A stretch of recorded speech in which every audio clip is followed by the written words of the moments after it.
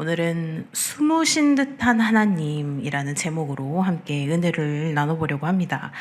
네, 우리 성도님들, 혹시 요즘 우리 삶은 읽음 표시에 많이 좌우가 되지 않나 싶어요. 우리에게 가장 익숙한 메신저, 카카오 땡. 아시죠? 다들 너무나 익숙하게 쓰고 계시는.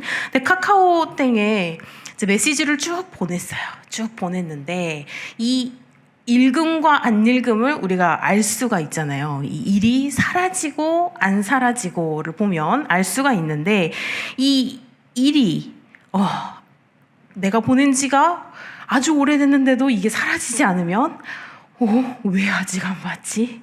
무슨 일 있나? 바쁜가?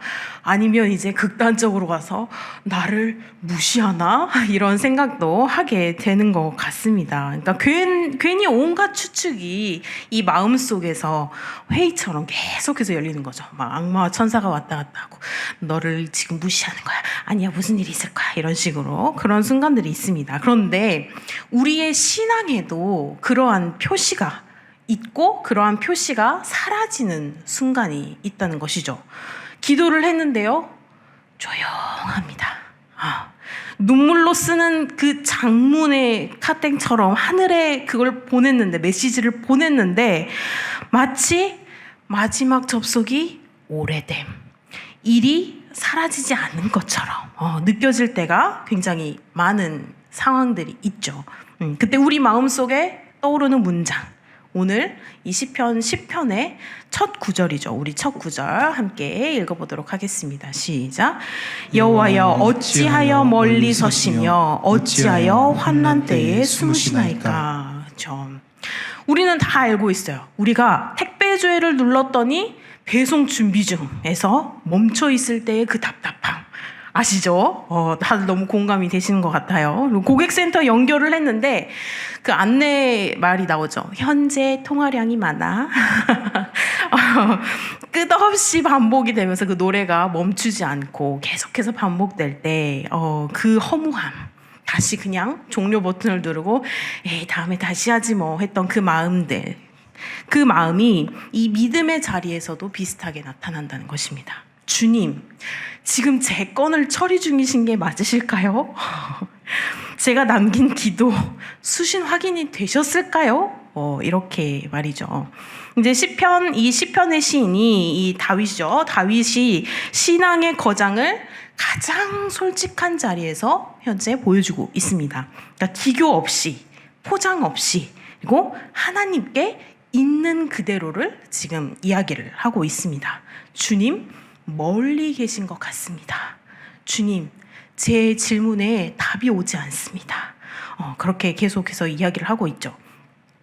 주일에 장일 목사님께서 말씀을 전해주시는데 말씀 제목 혹시 기억나시나요?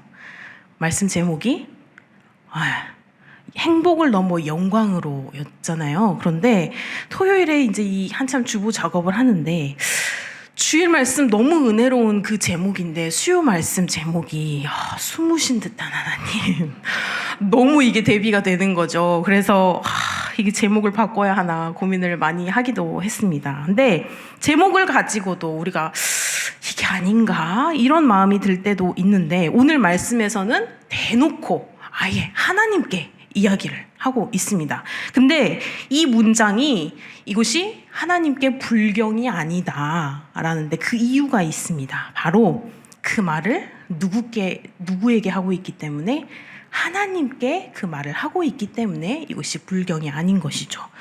불평은요, 사람에게 흘러갑니다. 그렇죠? 사람 안에서 불평이 흘러가지만 탄식은 하나님께 올라갑니다. 그래서 이 탄식은 불신의 언어가 아니라 관계를 끝내지 않겠다는 그런 사람의 언어입니다. 어쩌면 우리는 너무 빨리 할렐루야를 마침표로 찍어왔는지 모르겠어요. 고백은 늘 당당해야 하고, 그리고 기도는 늘 승리에 어조여야 한다 라고 배웠던 탓에 우리 속의 진짜 목소리를 하나님께 들려드릴 기회가 많이 없었던 것은 아닌가 싶습니다. 근데 성경은 오늘 말씀에 보면 정반대로 가르치고 있습니다. 하나님의 백성은 탄식하는 법을 배우는 것이죠. 울음을 멈추라 하지 않고 울음을 오히려 어디로 가져가야 하는지를 하나님께서 알려주시고 계십니다. 그래서 이 시편은 그런 길잡이라는 것이죠. 현실을 부정하지 않습니다. 악인은 잘 됩니다. 그리고 더 대담해지죠. 그리고 약자를 노립니다.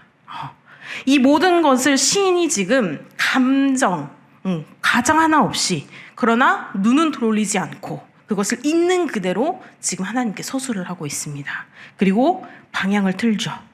현실을 보는 눈에서 하나님께 올리는 입술로, 그리고 탄식으로 끝나는 것이 아니라 탄식이 간구로, 그리고 간구가 결국은 신뢰로 이어지는 그런 신앙의 호흡이 시작되고 있습니다.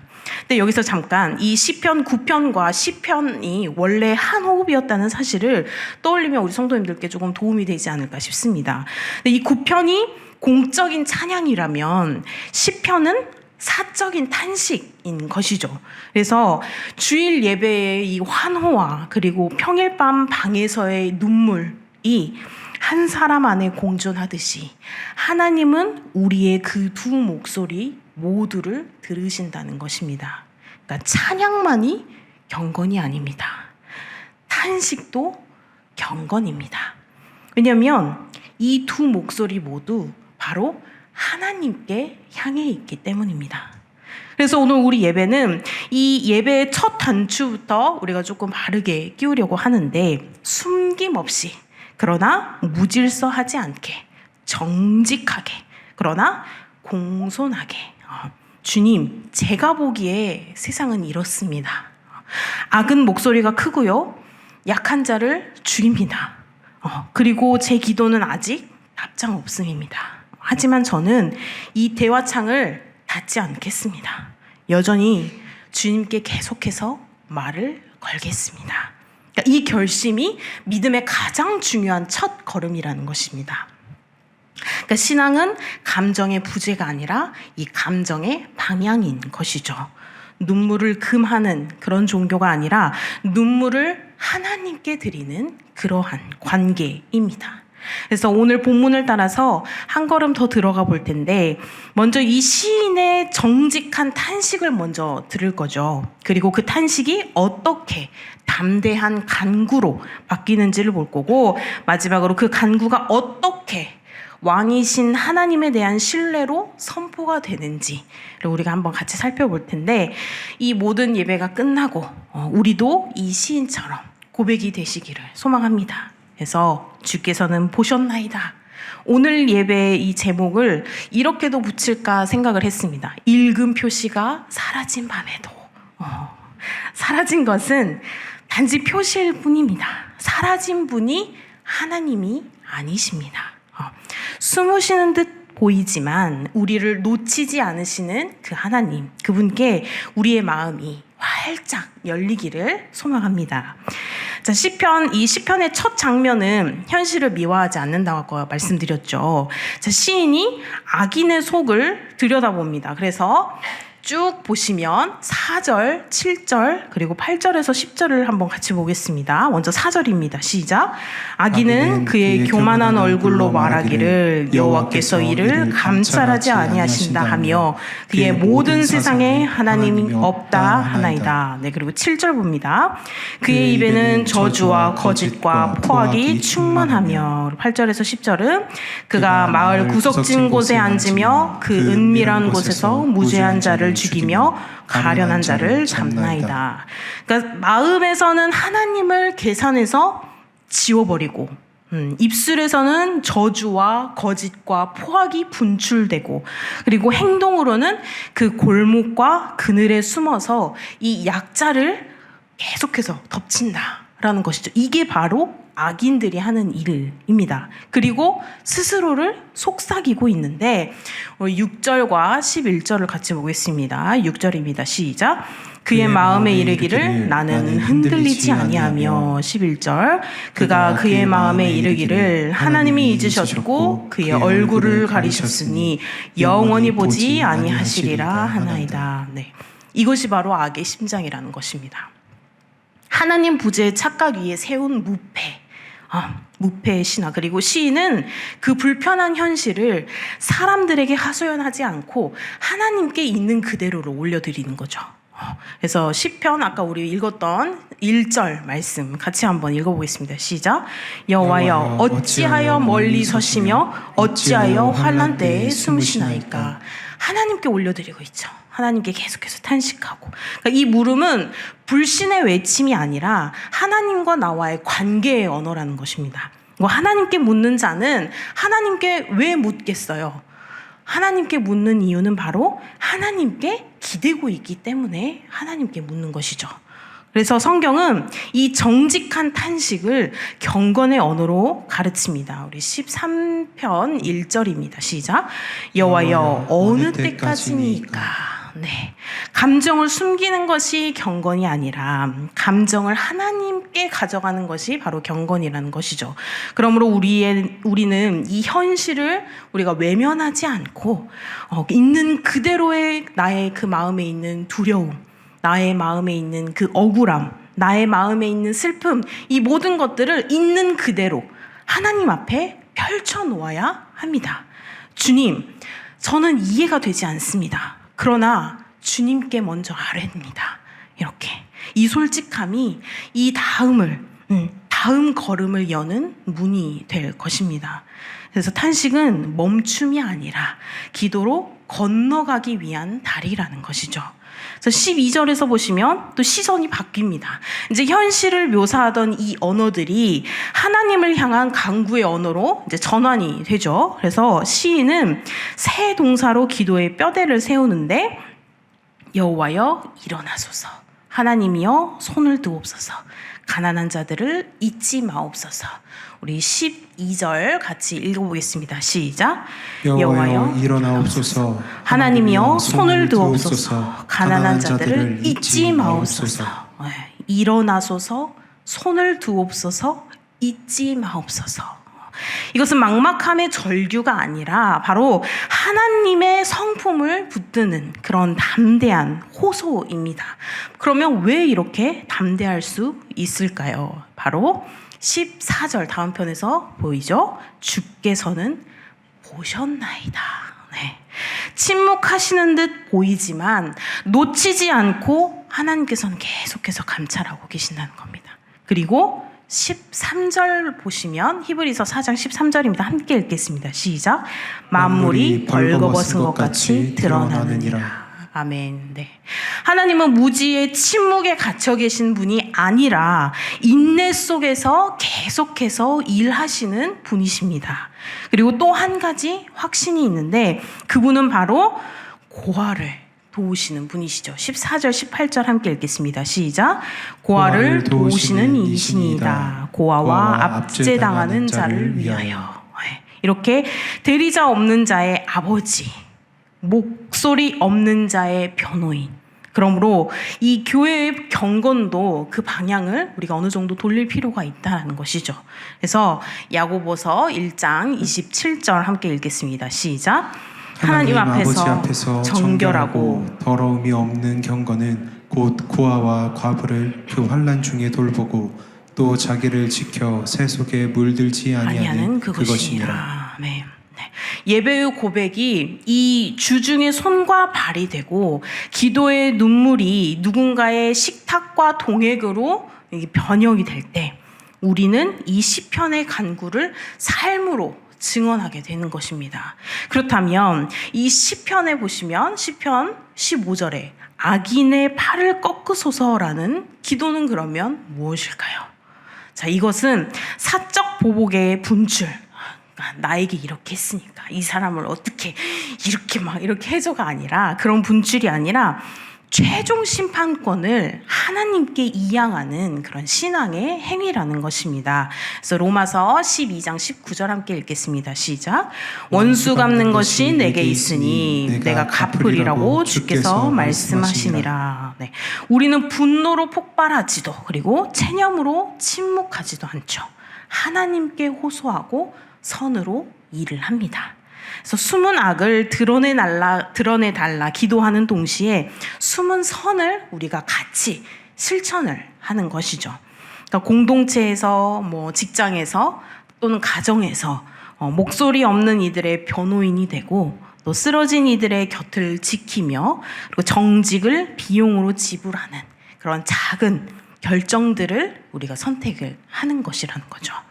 또 이 기도는 바깥의 팔만을 겨냥하지 않는데 우리 안의 팔, 그러니까 교만의 팔, 뭐 탐욕의 팔, 습관적으로 우리가 무의식 중에 나오는 그런 죄의 팔들, 이런 것도 꺾어달라라는 회개가 함께 동반되는 그러한 구절입니다. 그래서 하나님께서 교회를 먼저 공의의 그릇으로 빚으실 때 교회는 세상 속 하나님의 정의를 더 온전히 담아내실 수 있다는 것입니다. 그래서 시편의 강구는 이렇게 개인과 공동체, 그러니까 안과 밖을 동시에 겨냥하는 그런 내용이죠.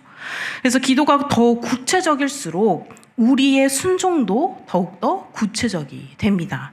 그러니까 일어나소서, 수문학을 드러내소서, 그리고 손을 드소서, 무슨 약자의 울타리가 되어주소서, 잊지 마소서, 잊힌 이름들을 기억하소서.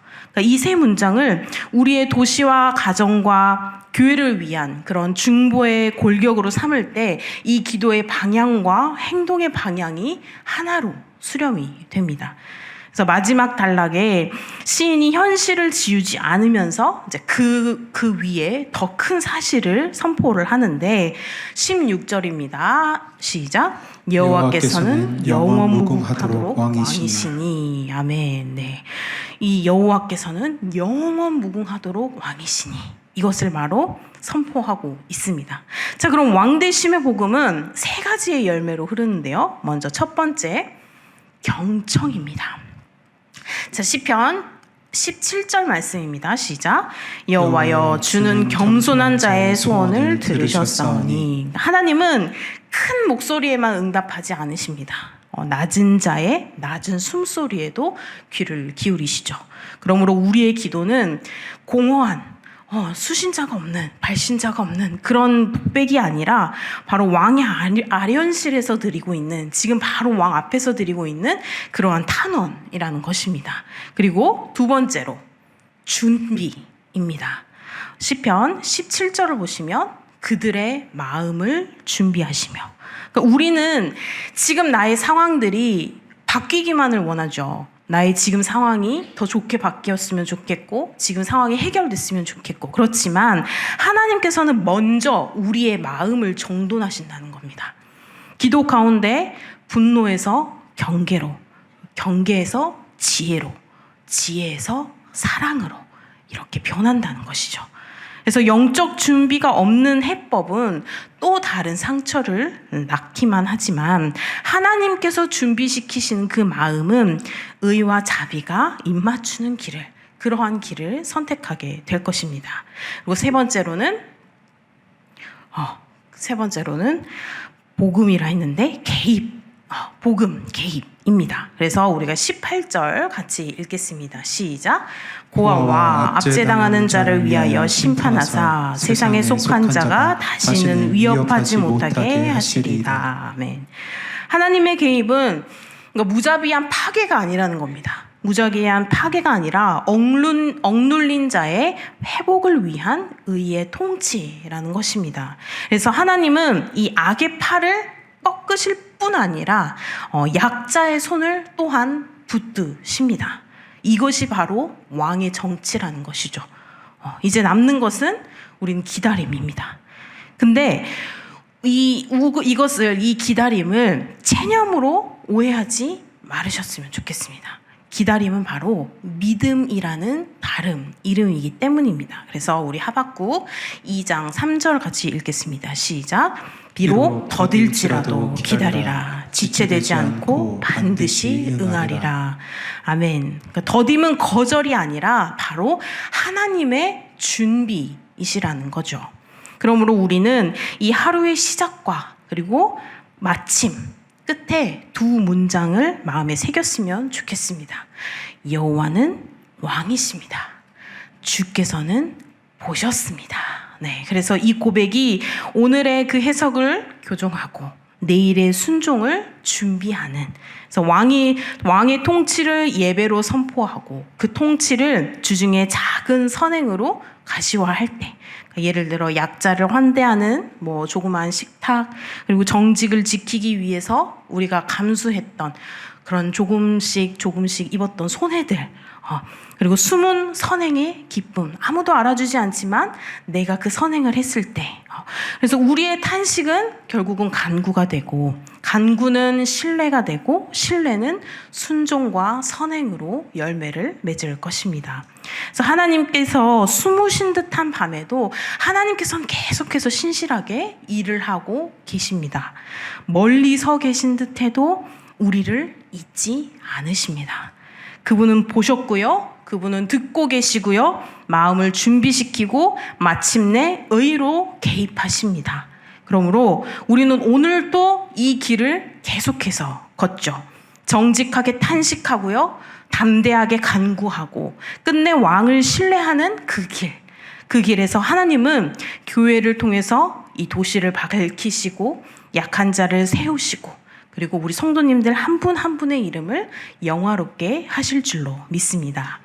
사랑하는 성도 여러분, 오늘 우리가 이 시편의 길을 함께 걸었는데 어찌하여 멀리 서시나이까 라는 이 정직한 탄식에서 시작해서 여호와여 일어나소서 라는 마지막 담대한 간구로 나아갔고, 마침내 여호와는 왕이시니 주께서는 보셨나이다 라는 이 신뢰의 자리에 서게 되었습니다. 그래서 이 여정이 바로 우리 성도님들 그리고 저와 여러분들의 호흡이라는 것이죠. 숨이 막히는 밤에는 탄식으로 내쉬고, 길이 흐릿한 낮에는 간구로서 한 걸음 한 걸음 떼고, 마지막에는 왕이신 하나님을 바라보며 멈추어 서는 것. 그 자리에서 우리는 비로소 세상을 다르게 보기 시작할 것입니다. 그래서 악의 목소리가 여전히 크다고 해도 그 위에 더 큰 사실, 하나님의 통치가 서 있다는 것을 우리는 기억해야 할 것입니다. 그래서 우리의 손이 작아 보인다고 해도 그 위에 더 멀고 더 강한 그런 하나님의 팔이 있는 줄 믿습니다. 그래서 우리의 기억이 흐려진다 해도 하나님의 기억은 분명하며 겸손한 자의 그 소원을 잊지 않으심을 우리가 함께 고백하는 그런 하루가 되셨으면 좋겠습니다. 그러니 오늘 나의 감정을, 우리 성도님들의 감정을 숨기지 말아 주십시오. 하지만 이것을 숨기는 게 아니라 방향을 바꿔서 간구해 주십시오. 사람에게 흘러가던 말들을 사람에게 하지 말고 하나님께 흘러가게 하십시오. 주님, 저는 두렵습니다. 주님, 저는 억울합니다. 주님, 저는 이해가 되지 않습니다. 이 메마른 문장들이 믿음을 무너뜨리지는 않습니다. 오히려 우리의 기도의 문을 더욱더 활짝 열 것입니다.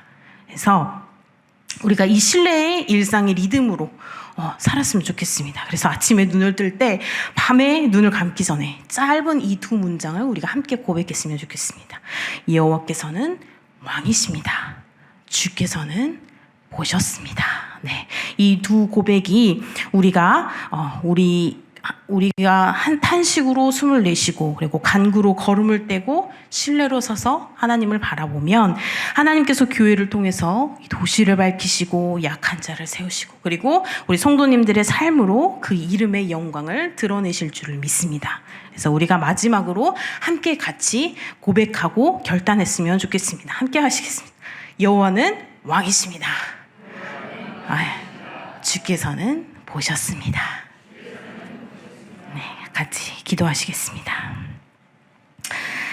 사랑의 하나님 아버지, 네, 읽은 표시가 사라진 듯한 그 밤에도 우리를 부르시니 참 감사합니다. 멀리 서 계신 듯 느껴질 때에도 우리는 믿음으로 고백합니다. 여호와는 왕이십니다. 주께서는 보셨습니다. 주님, 우리의 이 탄식을 간구로 바꿔 주시옵소서. 우리 안에 그 교만과 탐욕과 습관적인 죄의 팔을 꺾어 주시고 우리의 마음을 먼저 준비시키시고 분노는 절제로, 절제는 지혜로, 지혜는 사랑으로 우리를 빚어 주시옵소서. 이 말씀의 은혜를 품고 우리의 삶의 자리로 또 더 나아갑니다. 이 모든 말씀을 정말 우리의 그 삶 가운데 항상 잊지 않고 하나님께서 언제나 우리를 보고 계신다는 것을 믿고 끝까지 우리가 온전히 하나님께만 올려드릴 수 있도록 주님 우리의 마음을 인도하여 주시옵소서. 감사드리며 예수님의 이름으로 기도드립니다. 아멘.